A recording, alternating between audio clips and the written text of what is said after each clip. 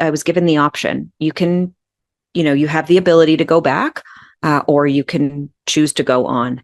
When I woke up, my mom had said to me, the doctor said you were gone for 11 minutes. And once I was back in my body, I had the gift of mediumship. I would carry around this oracle deck with me, and I would read people on the street and have them in tears. The next card is the court card.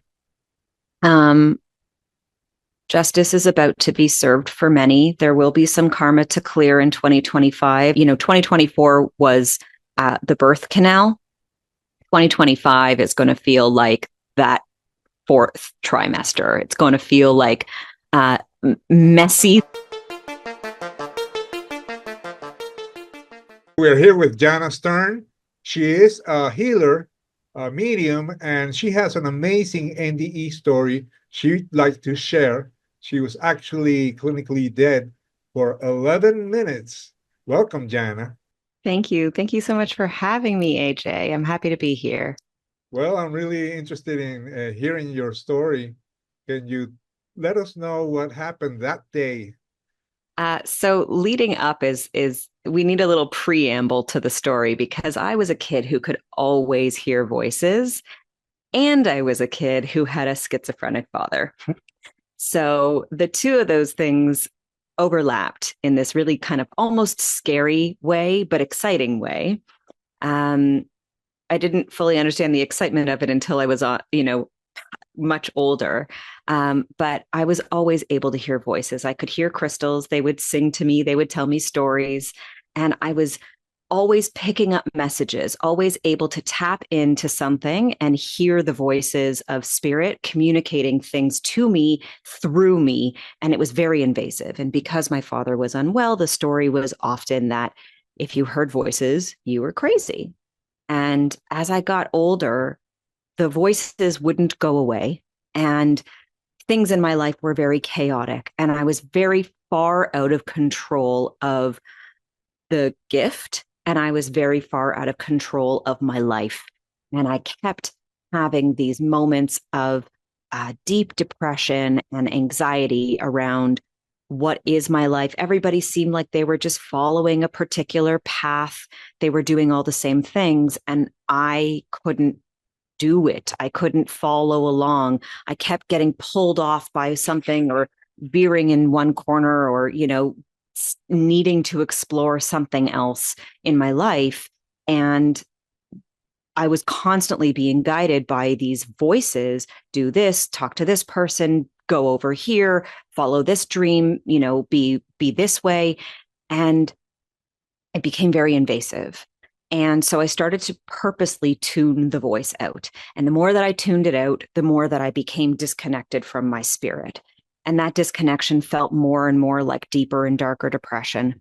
I had been searching for the right medication, the right combination of medication for years. And all the while I had a growing and increasingly worse eating disorder. And the eating disorder was sort of a manifestation of wanting to have control over something. And I went to go and see my doctor because I was purging so much that my body started to reject water. And I said to my doctor, I think I have a stomach issue. And she said, yes, and it's self-inflicted. And then I started to realize, okay, I need to go into treatment, and I need to heal this issue. I need to solve this problem.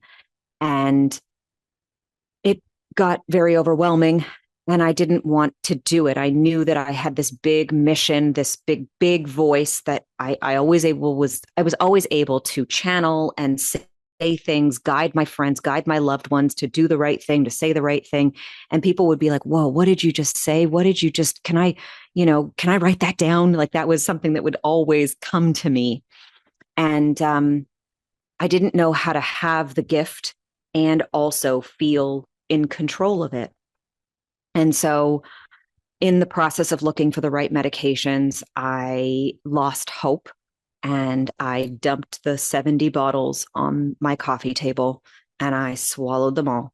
And I called my brother and I said, I need you to come and get the dog. And he said, why? And I told him. And the next thing I knew, he said, I will come and get her if you'll call 911. So I called 911, and then sort of things get a little hazy.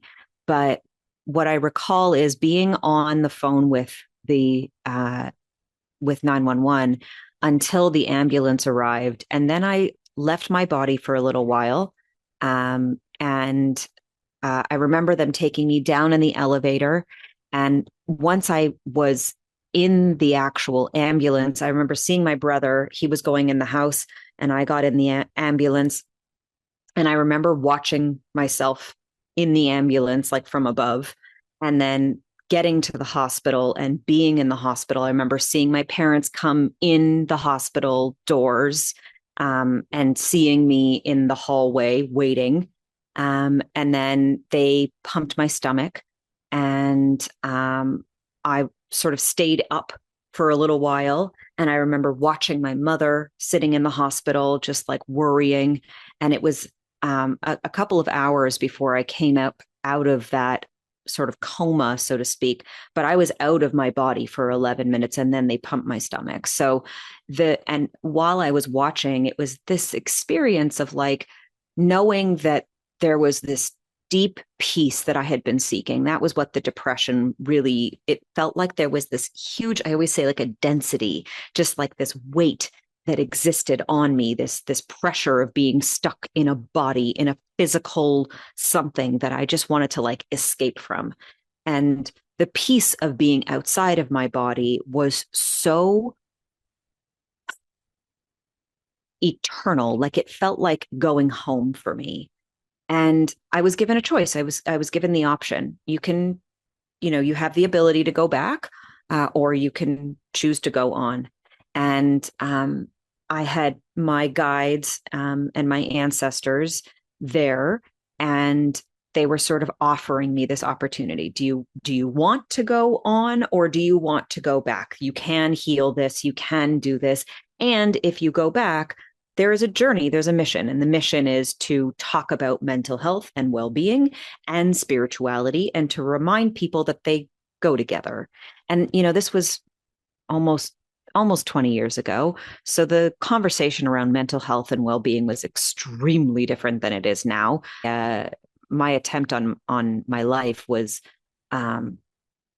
it was sort of hush hush to talk about those things, and certainly to discuss, what I had seen and the light that I felt, the relief that I felt. Those were not things that you talked about. And so eventually, in that space, time really sort of stretched into everythingness and nothingness. It really gave me the perspective that time is a complete illusion, and that we sort of buy into the illusion of it to protect ourselves, but it's not real. And so I chose to come back. And when I came back into my body, it was clear to me almost immediately that I needed to move past whatever it was that had me believe that I needed to escape my body, and move past the depression, move past the eating disorder, move through the blockages, and to clear that karma, so to speak, so that I could go ahead and accomplish the mission of talking about mental health and well-being, and saying the things that used to be sort of brushed under the rug that we all just kept tripping over. It really became clear to me afterwards that I needed to change the narrative.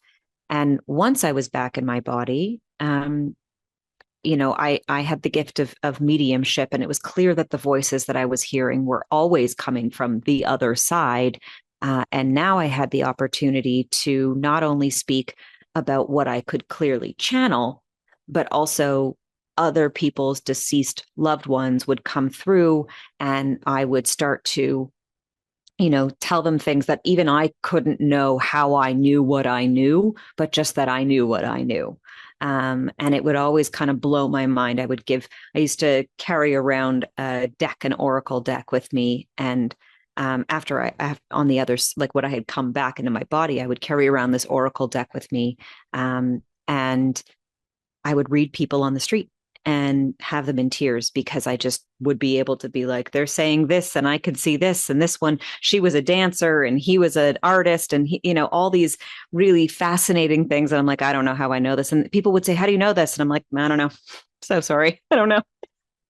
It's just that's how my gift shows up. It's clairaudient. It's very clear. My capacity for hearing has strengthened over time because I've strengthened the muscles a lot.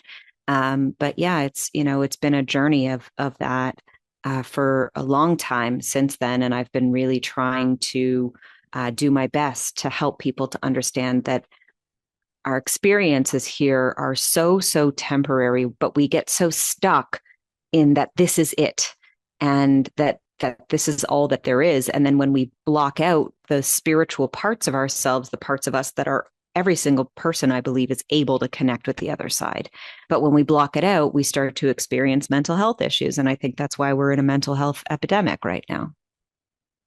What do you remember exactly about meeting your ancestors and spirit guides?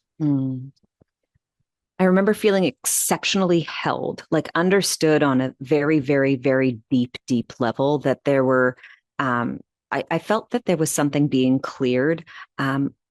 Previous to that experience, I had always felt that there was some kind of a burden that I was carrying, that the weight of my father's illness and the messy divorce and some of the ugliness that was happening, it felt like it was a curse. And when I was on the other side, they really showed me how much of a blessing it is and how lucky I am that I had the experiences. Actually connecting with them felt like walking through like a wall of love. It was as if they were all kind of lined up. Like I see them still this way when I tap in with them. It's like they're kind of in a semicircle surrounding me, behind me. And they're just there literally giving gifts all the time. And while I was on the other side, the gift that they were giving me, it felt like they were literally filling me up with light, like they were just pushing me into new dimensions and changing my shape. Like I believe that I was one person when I like on one side and I was a different person on the other. I still had a lot of the old self that had to get worked through. But in meeting them, the feeling of peace was so deep that I was just able to let go of those heavier pieces and not bring them with me into the next version of myself when I came back. What do you think would have happened if you would have chosen not to return? Were you given any hint of what would have happened? That there would have been more ways that karma would have affected those who were left behind. That the lineage that I am in, I am the curse breaker, I believe. I believe that I'm here to stop many different cycles of abuse, cycles of mental health issues, cycles of trauma. And, we have intergenerational trauma on both sides. So there's a lot of stuff that I knew I was here to break. And it was made clear to me that if not my siblings, then their children, who didn't yet exist, would have to serve that karma. They would have to live that out, and they would have to be the ones to break the curse. They would have to be the ones to do the work, to go through the process of getting ostracized from the family for a time, getting, called the black sheep, or I always say psychedelic sheep. And that there was like clearly things in our lineage that needed to be addressed and sort of brought to the surface and acknowledged and then dealt with. And that I had come at this time to do that, like at this time in human history to do that. And that if I had chosen to go on, that there would be another and another who would incarnate to do it as well, or instead. And I didn't I felt the burden of that. I felt how much this, like the loss of me, would affect the people in my life that I care about. And I just chose not to. But I think if I had chosen to go on, my own soul would have found solace in some way. But I believe that a lot of the loved ones who pass, who stick around to deliver messages, because some people pass and they don't stick around. They just go into everythingness. But those who stay in a vibration that we can still tap into them, it's often because there is something that they didn't fully complete. And that completion needs to happen in some way, shape, or form. And I think that that becomes the karma that needs to, like, it's the collective karma that needs to get cleared right now. We can see it. We can feel that there's a paradigm shifting. And I believe that I am here and we are here now to have more conversations like this one and others, because we all need to wake up to the fact that there is something that we are each here to do. And it's not just watch Netflix and pay taxes and die. How did you find out that you were gone for 11 minutes? The doctors, they were like, when I woke up, my mom had said to me, um, we didn't think you would come back. And I said, what did you mean? And the doctor said, you were gone for 11 minutes. So, and from what I understand, that's a pretty long time.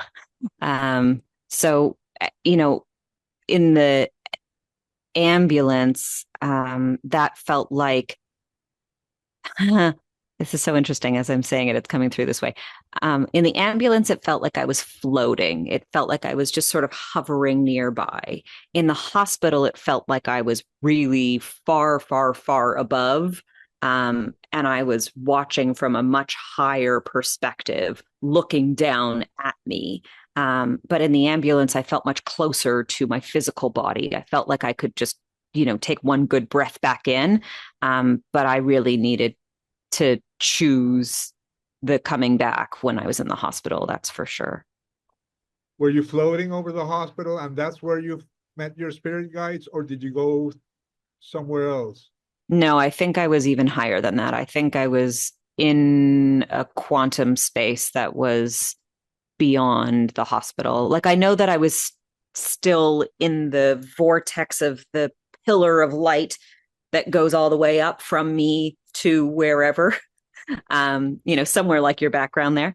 But I definitely was much higher up than I was when I was still in the elevator and in the ambulance. Okay, so Yeah. you say you came back transformed and with certain gifts, right? Mhm. Apart Yeah. from mediumship, what else did you notice? My intuition was super on point. I could intuit things that almost didn't make sense. Um, I was able to see into other people's blind spots. I could see what people weren't seeing in themselves, and to help them to understand what their perspective is. It was as if I was, even though I'm in my body, I still have the opportunity in meditations to travel up and have that perspective. So when I do go up, the perspective that's being given or that comes through me is quite clear. And my guidance usually is that I offer to others is very grounded. Like, I'm still very much in my body, but um, I'm very, very accurate in my assessment of the why, the things that are underneath the pain, the things that are, behind the curtain, the things that are, like I say, in the blind spot that you can't see. Those things are glaringly obvious to me. And a lot of times I actually have to sort of dance around things to get to, well, have you thought about that it's this way? um, and so, much of my guiding and my coaching is really about helping other people to see themselves through that higher perspective vision, because we tend to get quite caught up in ourselves, in our lives, in our realities, And I believe that that's a detriment to our spirits, actually, because the things that happen in this very dense vibration are can be very quite chaotic and difficult to navigate. So yeah, I have that. I have the gift of clairaudience, for sure, and claircognizance. My knowing is right on point. And also the gift of just being able to sense where and when I should or should not be or do whatever it is I need to do. So when my intuition says not this person, not this time, not that person, not that time. Okay, so you define yourself as an astrologer and energy healer. You have studied metaphysics, esotericism, and Mm-hmm. divination too, right? Yes. Yes. Yeah. I've spent many years studying all of those things. My grandmother has been into astrology my whole life. My religion follows the moon. So I've been a lunar baby my whole life, and really got deep into the practice on the other side of my attempt.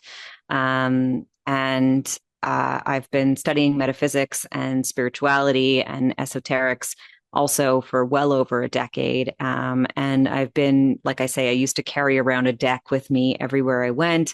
And, that muscle gets pretty strong when you use it every day. And so, yeah, now all these years later, I get to read other people. It's truly a blessing. And I sort of weave all of the different things that I do. The astrology comes in with the metaphysics, in with the oracle, in with the all of those things. So, a reading with me is always quite in depth and very potent, very powerful, I'd like to think. It really does help me to fulfill this purpose that I know I came back for, which is really to help humanity, not just myself, but to really help other people to see themselves that we are all made in the image, I believe, in the image of God. And that comes with almost a heavy burden in a way, because we want to just be normal humans. But when we understand that we're God, then it needs us to really step into a godliness and to take responsibility and to look at ourselves more critically and also far less critically. And the duality of those things is complex. And so, understanding what that could be is work, and it is hard to do alone. And that's kind of where I step in to be like, I can help. Do you still carry a deck of cards around? I do. I Yeah. have a deck of cards right here. Oh, great. So, how about doing a brief reading, about 2025, more or less, helping people to understand what's going on in the world, Hmm. what they may expect in this year that is about to start. Would you like to do that? I would love to. Yeah, I'm shuffling, waiting for the cards to drop. Okay. Um, one of the things that I definitely know that's coming for 2025 as I'm shuffling is that there's going to be a massive understanding of what it means to be human. Um, and the meaning of humanity is going to shift quite a bit. It's already starting. We can see that. But the empathy that is necessary for human to human contact is going to be, there we go, is going to become uh, so important going forward. Just looking at the cards here. We got a bunch. Oh boy. Okay. Okay. So we have the locksmith, really, that like you hold the keys. The life you're trying to live, the things that you wish to see in the world, you hold the keys to whether or not you experience those things. And so the more kind that we are to one another, and the more that we open doors for other people, in particular, those who might not have had keys to those particular doors, whatever doors they may be, we're going to see that that's going to be a really, really big piece of this. Understanding and really working on your own gifts, your own capacity for manifestation, your own mental health, your own well-being. This means like really practicing what it means to be human, which is breathing. So really, developing that kind of a practice is going to be really, really important. Then we have the benefactor. This card really talks about, like I say, making sure that there are other people who are benefiting from what you do. So if you are in a self-serving headspace in 2025, you're going to see truly, like you'll see a detriment. And if you are in a collective serving headspace, you will see that you will benefit, and so will those around you. And actually, I'm going to say, like, the more you give, the more you get. That's really what this card is sharing for us. The next card is the Passover. This card is really about understanding that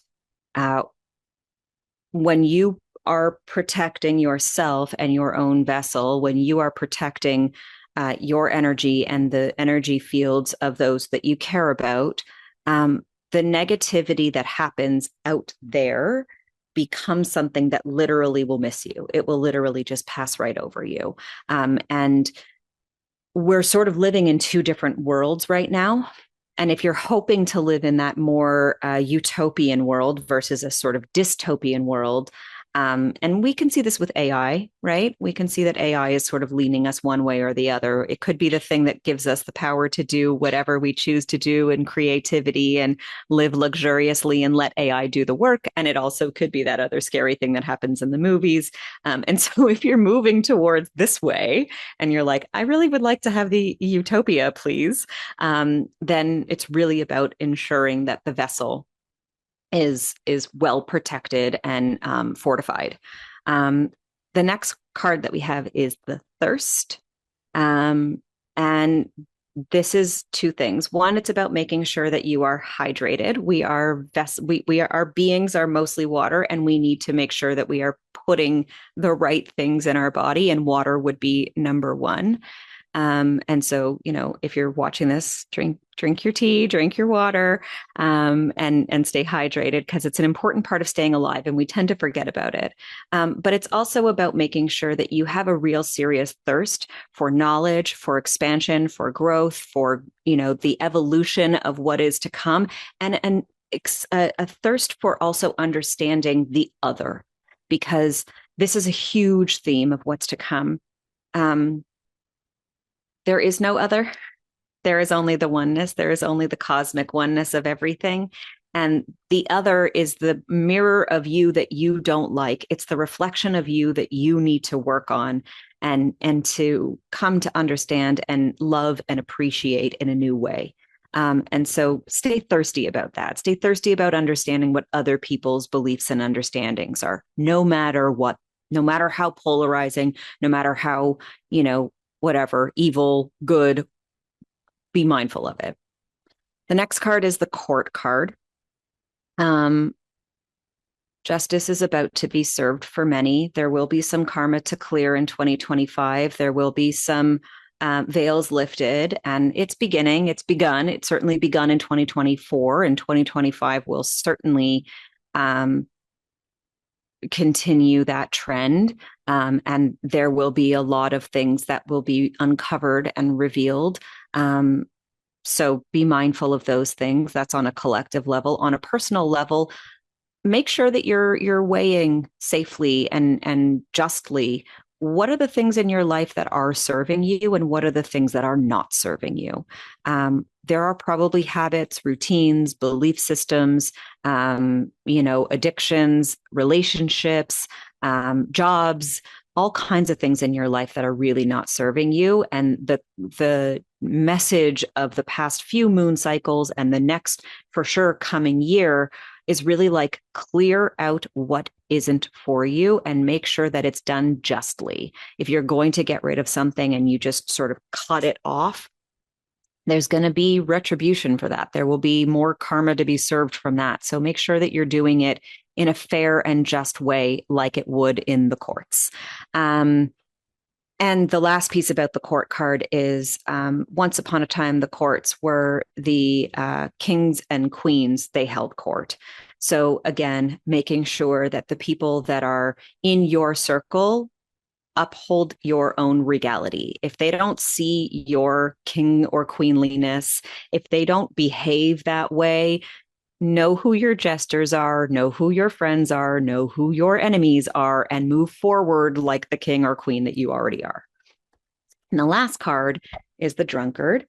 This card is an interesting one because you would think that it's a negative one, but it really isn't. There is certainly a need for sobriety right now. And if that speaks to you in a way that you're like, I should get sober, please do it.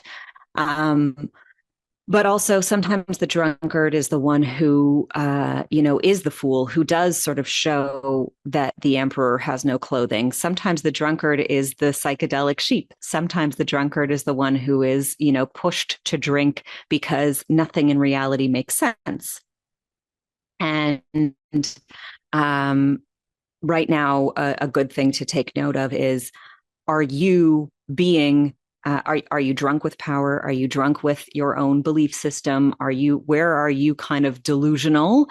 And where is reality? It's time a little bit to sober up into what reality really can be in the next year and beyond, because the astrology of 2025 really is going to be monumental. We've never seen astrology like this. We'll never see it again, certainly in our lifetimes.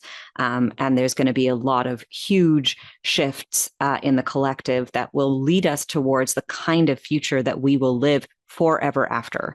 And, the paradigm that has shifted, 2024 was the birth canal.